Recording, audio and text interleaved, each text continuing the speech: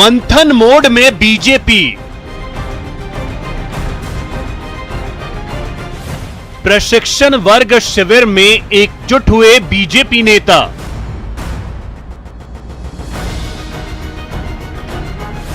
Booth और social media management पर विशेष focus. सरकार में रहते हुए जो नए डेवलपमेंट होते हैं, जो निर्णय लिए जाते हैं, वो कार्यकर्ताओं तक सीधे पहुंच जाते हैं और ऑथेंटिक पहुंच जाते हैं, इसलिए प्रशिक्षण का महत्व है। केंद्र की योजनाओं को आम जन तक पहुंचाएंगे कार्यकर्ता। गरीब कल्याण की जो योजना है मोदी सरकार की 8 सालों में, उसका धरातल पे जो प्रभाव सकारात्मक पड़ रहा, उसके बारे में चर्चा हुई। युवाओं को साधेगी बीजेपी। केवल सरकार नहीं, बट सरकार के साथ साथ पार्टी का हर एक कार्यकर्ता काम करता है। आप देखिए इन लोगों को जब ये काम करते हैं बिना किसी तनख्वाह के। गुटबाजी को लेकर बीजेपी सख्त। अगर हमें खिलाफत भी करनी है तो खिलाफत करने का तरीका क्या होना चाहिए, किस तरह से हमारे विचार होने चाहिए, सब पे ट्रेनिंग होती है, अलग अलग विषय बन जाते हैं। मंथन से मिलेगा मंत्र। नमस्कार, आप देख रहे हैं न्यूज 18 राजस्थान, आपके साथ मैं हूं अभिषेक। बीजेपी इन दिनों मंथन मोड में है। लगातार मंथन का दौर जारी है और पार्टी की तरफ से लगातार एकजुटता का संदेश भी दिया जा रहा है। पार्टी के प्रदेश अध्यक्ष की तरफ से यह कहा जा रहा है कि पार्टी में कोई गुटबाजी नहीं, लेकिन इन सब के बीच बड़ा सवाल यही है कि आखिर पार्टी को बार बार यह मैसेज देने की जरूरत क्यों पड़ रही है। तो आज की चर्चा कुछ सवालों के इर्द गिर्द जो सवाल हैं, आपको बताएं कि प्राइम डिबेट के प्राइम सवालों में सबसे पहला सवाल यह है कि एकजुटता का संदेश कितना कामयाब। दूसरा सवाल यह है मिशन 2023 के लिए बीजेपी कितनी तैयार। और आखिरी सवाल यह है कि कांग्रेस को घेरने की योजना सफल होगी। तो चलिए हमारे साथ जो गेस्ट पैनल है उनका परिचय करवा दूं। हमारे साथ जुड़ रहे हैं डॉक्टर प्रदीप चतुर्वेदी जी, कांग्रेस नेता हैं। हमारे साथ जुड़ रहे हैं रामलाल शर्मा जी, बीजेपी विधायक हैं, प्रवक्ता हैं। और साथ ही हमारे साथ जुड़ रहे हैं मिथिलेश जैमिनी जी, वरिष्ठ पत्रकार हैं। सर, आप तीनों का बहुत बहुत स्वागत है न्यूज 18 राजस्थान पर।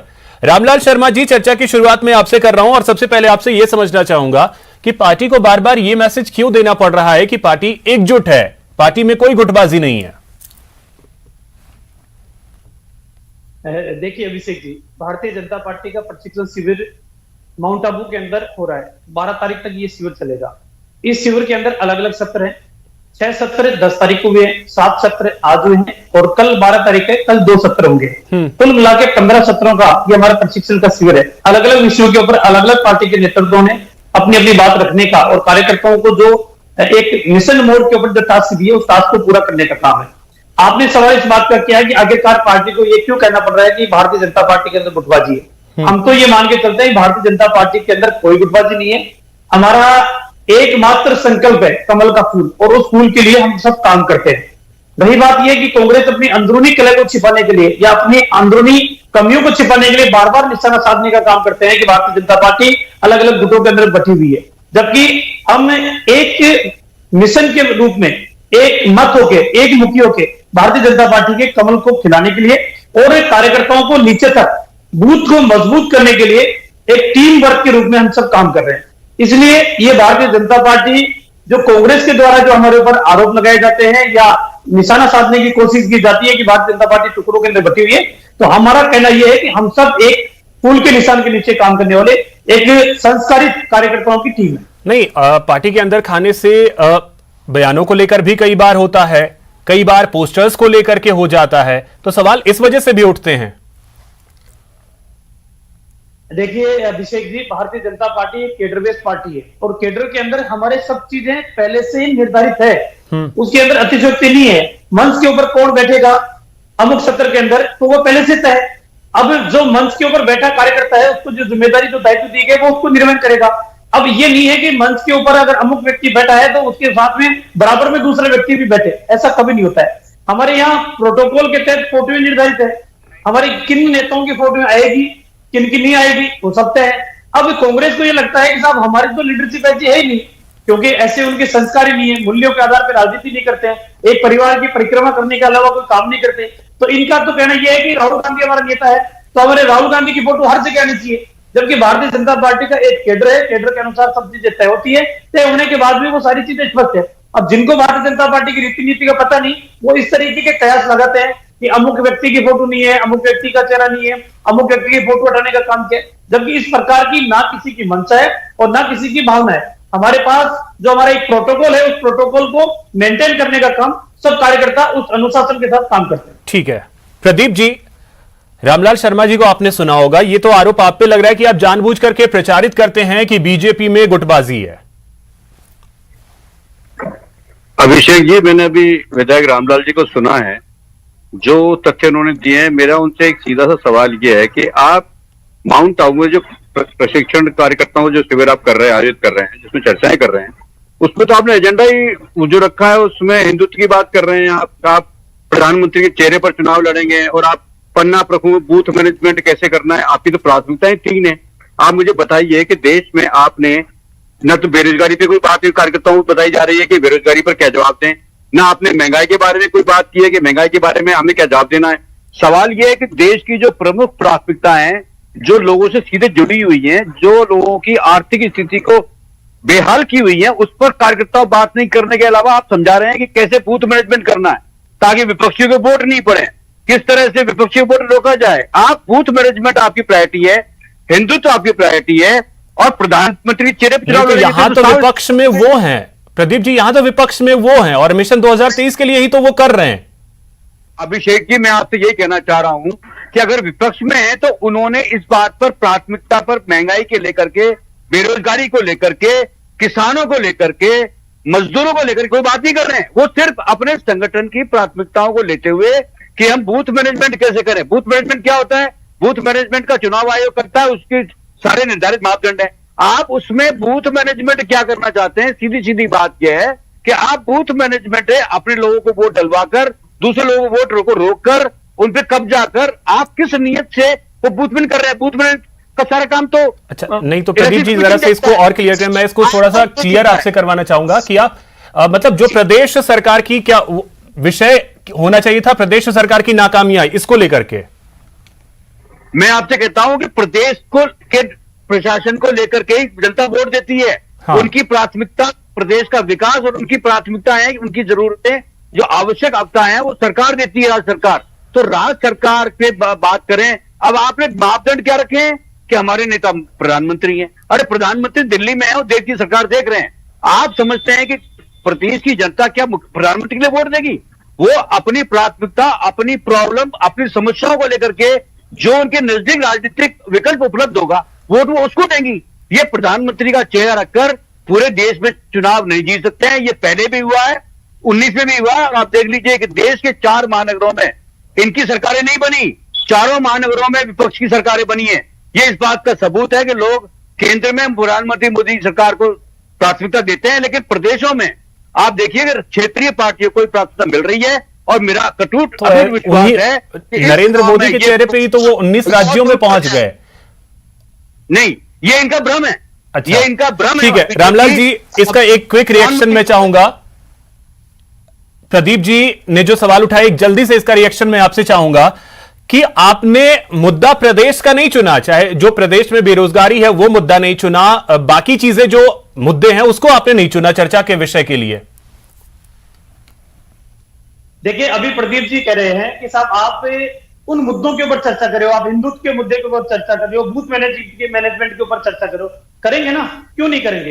हिंदुत्व के मुद्दे के ऊपर क्यों नहीं चर्चा करेंगे? बहुसंख्यक समाज का अपमान राजस्थान की सरकार कर रही है तो क्यों नहीं करेंगे? हम राजस्थान सरकार की विफलताओं की चर्चा भी कर रहे हैं, हम भारत की सुरक्षा से जुड़े मुद्दों की चर्चा करें, हम सोशल मीडिया के ऊपर किस तरीके से भ्रम फैलाने की कोशिश कांग्रेस कर रही है हम उसकी भी चर्चा करें, मीडिया मैनेजमेंट की भी हम चर्चा करें, हमारे बूथ मैनेजमेंट की भी हम चर्चा करें, भारत के मोदी सरकार की उपलब्धियों की हम चर्चा करें, वर्तमान के अंदर किसानों के लिए भारतीय जनता पार्टी ने क्या क्या काम किए हैं उनकी भी चर्चा हम कर रहे हैं। हम हर विषय की गंभीरता से चर्चा कर रहे हैं, लेकिन कांग्रेस सिर्फ चर्चा करती है तो हमारे राहुल गांधी जी को स्थापित कैसे करें, गांधी परिवार को आगे कैसे लेके आए, गांधी परिवार की छत्रछाया के नीचे हम नेता कैसे बने, हमारी सरकार कैसे बने। आपकी चिंता तो सिर्फ गांधी परिवार है, देश की चिंता आपकी है नहीं। देश की एकता अखंडता के लिए आप काम करते नहीं, देश के टुकड़े करने ठीक में है, तो आपका विश्वास है। इन सभी विषयों को लेकर के भी आपकी पार्टी चर्चा करेगी। ठीक है, रामलाल जी आता हूं आपके पास फिर से। मिथिलेश जी, अब मैं आपके पास आ रहा हूं, एक चीज अब आपसे समझना चाहूंगा, क्या कारण है कि बार बार बीजेपी को यह बताना पड़ता है कि पार्टी में गुटबाजी नहीं है? देखिए अभिषेक जी, ये सियासत है और सियासत में कोई सन्यासी नहीं आता है। हर आदमी मुख्यमंत्री बनना चाहता है, एक ये मानव स्वभाव है, इसको कोई नकार नहीं सकता। बीजेपी भी इस बात को भांपती है और समझती है। लेकिन जो सबसे अहम बात है कि बीजेपी और कांग्रेस में बेसिक डिफरेंस क्या है कि कांग्रेस की नीति अच्छी है लेकिन नेता कमजोर है। नेताओं की हालात यह है कि राहुल गांधी अपने भांजे और भांजी को अपने साथ लेके जाते हैं। उनके जन्मदिन पर कांग्रेस के तमाम बड़े नेता उनको बधाई देते हैं। जब इस देश में वंशवाद का विरोध चल रहा है, ऐसे दौर में ऐसा काम करते हैं। दूसरा, हिंदुत्व वाला मुद्दा कहा, हिंदुत्व वाले मुद्दे को करौली और उदयपुर की घटना के बाद खुद सरकार ने बलवती कर दिया। और आज सचिन पायलट ने जो कहा है कि 2023 में हम फिर रिपीटेशन करेंगे, एक बार बीजेपी और एक बार कांग्रेस के मिथक को तोड़ेंगे। उसके बाद बीजेपी को ज्यादा अलर्टनेस ले जाने का काम किया है। तो इस समय बीजेपी के एक परसेप्शन जो बना हुआ है एक बार वाला, वो भी उनके पक्ष में है। दूसरा, हिंदुत्व वाला जो एजेंडा है वो भी पक्ष में है। ऐसी स्थिति में जो ये मंथन हो रहा है, उस मंथन में आज गजेंद्र सिंह शेखावत के लिए जो मुख्यमंत्री के सलाहकार है संयम लोढ़ा, उन्होंने कहा कि उन्हें प्रशिक्षण की जरूरत है। सिरोही को माही का पानी नहीं दिया गया। यानी जो कुल मिला के कांग्रेस का जो लब्बो लुबाब है उसे समझना पड़ेगा। दूसरी तरफ आप बीजेपी को देखिए, मैं एक घटना से आपको क्लियर करना चाहता हूं कि प्रधानमंत्री नरेंद्र मोदी के साथ एक राजस्थान के जाट कम्युनिटी का आदमी जुड़ा हुआ था। वो गुजरात से तब दिल्ली गए पीएम बनने, तो उनसे कहा गया कि आप वहां चलोगे, तो चले गए। उसके बाद आनंदीबेन ने वापस पूछ लिया, तो उनसे पूछते थे कि आप मुझे रोज एक आइडिया लिख के दोगे और इस आइडिया का ओरिजिनल जनक कौन है उसको लिख के दोगे, उसका नंबर देंगे, उसको जोड़ेंगे। कांग्रेस में हालात यह कि कोई डिसिप्लिन नहीं है, कांग्रेस में कार्यकर्ताओं की कोई वैल्यू नहीं है। कार्यकर्ताओं के संगठन में आप देखते कोई डिसिप्लिन नहीं दिखता। इनके शिविर में एक टेबल इधर बैठती है, एक टेबल उधर बैठता है, मंच पर कौन बैठेगा। तो कांग्रेस की नीति अच्छी है लेकिन नेता खराब है। बीजेपी के ऊपर हम चाहे जो आरोप लगा ले कि अडानी अंबानी की पोषक है, बेरोजगारी बढ़ा रही है, वो कर रही है, लेकिन ईमानदारी से तो कहीं ना कहीं बीजेपी का नेतृत्व इन सब के बीच मिथिलेश जी, अगर मैं आपसे समझूं, बीजेपी के लिए चुनौतियां क्या क्या हैं? क्योंकि एक तो जो बातें सामने आती हैं गुटबाजी को लेकर के, आपने कहा कि पार्टी थोड़ी डिफरेंट जरूर है, लेकिन गुटबाजी को लेकर के जो बातें आती हैं, और दूसरा आपने जिक्र किया सचिन पायलट का भी, क्या ये दो मुश्किलें बीजेपी के लिए हो सकती हैं 2023 में? देखिए, सचिन पायलट के लिए एक चुनौती हो सकते हैं। पूर्वी राजस्थान में बीजेपी साफ है, एक एमएलए थी उसने भी इस्तीफा दे दिया है, तो उसने छोड़ के चली गई है बीजेपी से। दूसरा, अशोक गहलोत जी ने पूर्वी राजस्थान में एक नया शिगुफा छोड़ दिया है कि मालियों के लिए अलग से 12% आरक्षण रखा जाए। ऐसे में जो पूर्वी राजस्थान में बंपर मेजोरिटी 2018 के चुनाव में मिली, जो कांग्रेस को सफलता मिली पूर्वी राजस्थान में, जो मीणा, गुर्जर और अन्य समाज ने एक साथ किया, उसमें अगर सैनी समाज, कुशवाहा समाज, साक्य समाज अलग हो जाता है तो पूर्वी राजस्थान में कांग्रेस खुद ब खुद कमजोर हो जाएगी। तो कांग्रेस को बीजेपी से लड़ने की जरूरत नहीं है, कांग्रेस को तो खुद से खुद में जो लड़ाई चल रही है उस पर विजय पाने की जरूरत है। बार बार आप किसी को निकम्मा, नकारा कहेंगे, फिर भी वो कहे मैं गर्दन नीचा करके मैं 2023 में सरकार लाना चाहता हूं। तो ये तमाम चीजें इनको टच कर रही है। ठीक है मिथिलेश जी।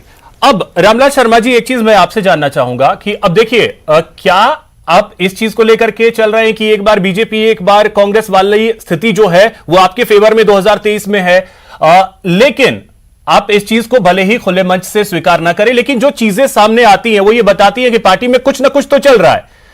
और यही है कि कांग्रेस की तरफ से इसी वजह से कहा जाता है कि कई सारे सीएम के चेहरे जो हैं वो घूम रहे हैं। तो 2023 में आप कितने तैयार लग रहे हैं? कभी भी भारतीय जनता पार्टी, देखिए अभिषेक जी, कभी भी भारतीय जनता पार्टी इस मिथक के साथ नहीं चलती है कि एक बार कांग्रेस आएगी, एक बार बीजेपी आएगी। हम 0.5% वोटों के अंतर से हमारी सरकार चली गई थी, 0.5%। अगर एक बूथ के ऊपर हमारे को 2 वोट भी और मिल जाते तो राजस्थान की अगर हमारी सरकार रहती, हमारी जो चुनौतियां हैं, हमारे को तो समस्या दिख रही है, वो हमारी समस्याओं के ऊपर हम मंथन कर रहे हैं, हम चिंतन कर रहे हैं किस तरीके से विधानसभा चुनाव के अंदर कितने बूथ ऐसे थे जो कमजोर बूथ थे, जिनके ऊपर हम विजय हासिल नहीं कर पाए, कितने बूथ ऐसे हैं जिनमें पिछले 20 सालों से हम प्लस में नहीं आ पाए। हम ऐसे बूथों का सिलेक्ट करके एक टास्क देके कार्यकर्ताओं को, जिसके अंदर जनप्रतिनिधि भी है, एमएलए भी है, एमपी भी है, सब उन बूथों का मैनेजमेंट करने का काम करेंगे ताकि हम उन बूथों को जीत सके। हम अपने परिश्रम के आधार पे, पुरुषार्थ के आधार पे, मेहनत के आधार पे और हमारे नेताओं के चरित्र के आधार के ऊपर हम जीत सुनिश्चित करना चाहते हैं। इस मिथक के आधार पे नहीं कि पिछली बार कांग्रेस है तो अब की बार बीजेपी आएगी।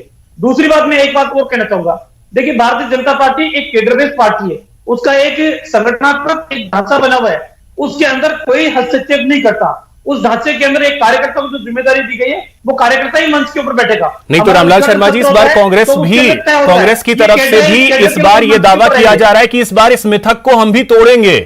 एक बार बीजेपी और एक बार कांग्रेस के मिथक को हम इस बार तोड़ेंगे 2023 में। साहब, राजस्थान की जनता की भावनाओं को आप महसूस करने का प्रयास करो कि राजस्थान की जनता क्या सोचती है सरकार के बारे में। राजस्थान की जनता ये सोचती है कि दुर्भाग्य था हमारा जो 2018 के अंदर कांग्रेस की सरकार आ गई।